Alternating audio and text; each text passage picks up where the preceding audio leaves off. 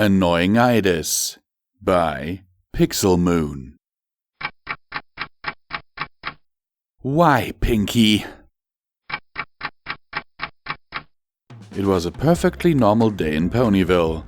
The birds were singing, the residents were out and about doing their daily routines. The sales ponies' shops were crowded by wonderful consumers as they attempted to calm the wave of ponies. Among all of the rustle and bustle was a pink earth pony we all know and love. She hopped about, waving to all of her friends, also known as every single pony in town. Her saddlebags were full of party supplies, indicating an upcoming party was in the making. Pinkie Pie shook her head from side to side, making sure she didn't miss a shoppie she needed to go to. The carrot stand? Nope, she already went there for food. Applejack's stand? Nah, she already had a ton of apples for apple pies. Cherries? No, she was most definitely not attempting a cherry chunga or chimichurri chunga. Again, anyway. Baked bats were what those treats were. Did she need more milk for cupcakes? Most certainly. Oh, how about flour? Yes. Eggs from Fluttershy's chickens? Oh, definitely. Oh, and Pinky, get out of my computer. We get it.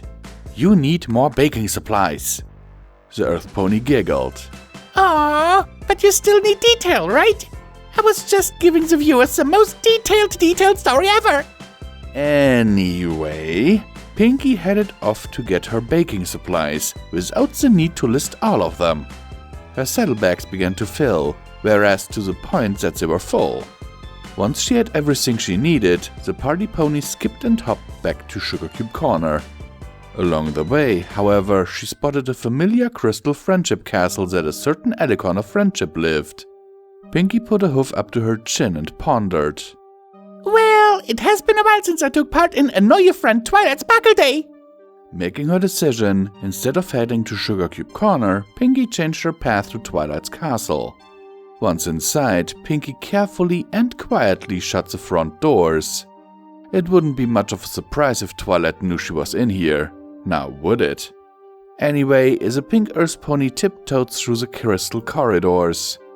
All that was in her line of view was door after door.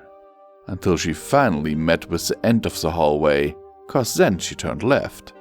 Now going left, Pinky continued to sneakily sneak through the sneakiest of halls, now somehow dressed in a spy costume. Left, right, straight, until finally, the door to the library of the castle came into view. Pinky zoomed down the rest of the hallway, yet somehow her hoofsteps were still quiet. Not slowing down one bit, the hyper pony slammed the doors open, the wood almost breaking off of its hinges. Hi, Twilight! Pinky screamed at what seemed like the top of her lungs, but we all know it's not.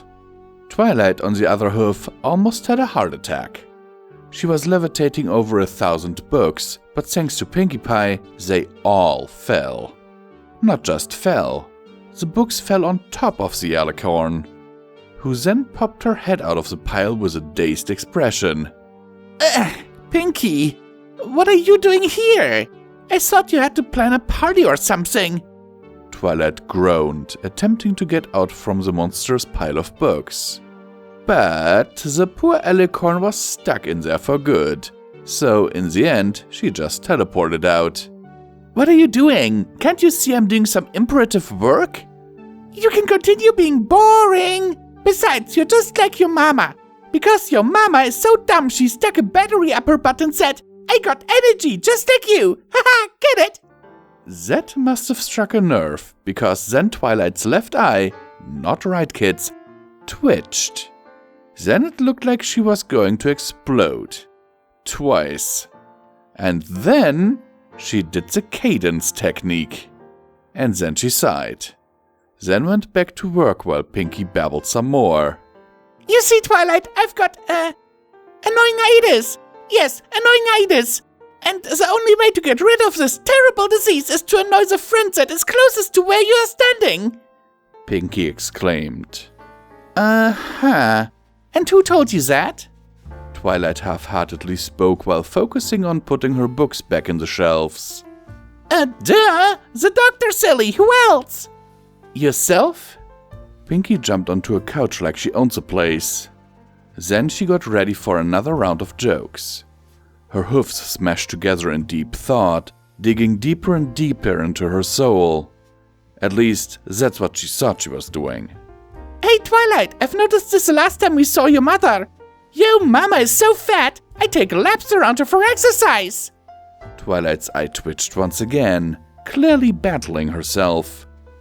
Then came the sigh, then the cadence technique, then the back to working. Then Pinky had another joke.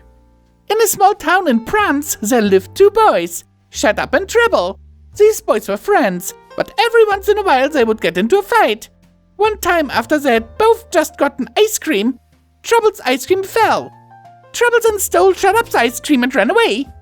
Shut Up ran after Trouble, but eventually lost him, sat on a curb and started to cry. A police officer pulled up and asked, "What's your name?" "Shut Up." The officer got angry and asked the same question again and got the same reply. Finally, he asked the same question and got the same reply and then said, "Boy, are you looking for trouble?" And Shut Up said, "Yeah, that fool stole my ice cream." Twilight sighed and slammed her head on the crystal shelf. But then she realized that it's crystal and yelped in pain, rubbing her now darker purple and blue forehead. "Pinky, do you ever shut up?" Twilight hissed while still rubbing her forehead. Let me think about that. Nope. Pinky giggled from her spot on Twilight's couch while Twilight fell to her knees. "Celestia, help me!" She screamed at the top of her lungs. And Princess Celestia did in fact help, because in that very moment Princess Celestia crashed through Twilight's crystal ceiling. The princess got up and patted the dust off of her. She turned to Pinky and grabbed her. Then turning to Twilight she said, "Sorry, Twilight, but your friend here is really annoying, so I need her help. Princess Luna turned into Nightmare Moon again, so I need the most annoying pony to annoy her." "But can't we just use the elements of harmony again?" Twilight asked innocently. But alas, Princess Celestia shook her beautiful head gracefully. "The elements of harmony don't work to send her back. How do you think I sent Luna to the moon in the first place? I didn't use the elements. I annoyed her until she surrendered and went to the moon just to get away from me." Twilight nodded her head, and then she banished herself to the moon to save herself from Pinkie Pie's unbearable annoyingitis. The end. Author's note: LOL, Pinky is best pony. Though this story was requested by that person in the description. Oh, well, please like and comment. Comments are nice, and likes are even better.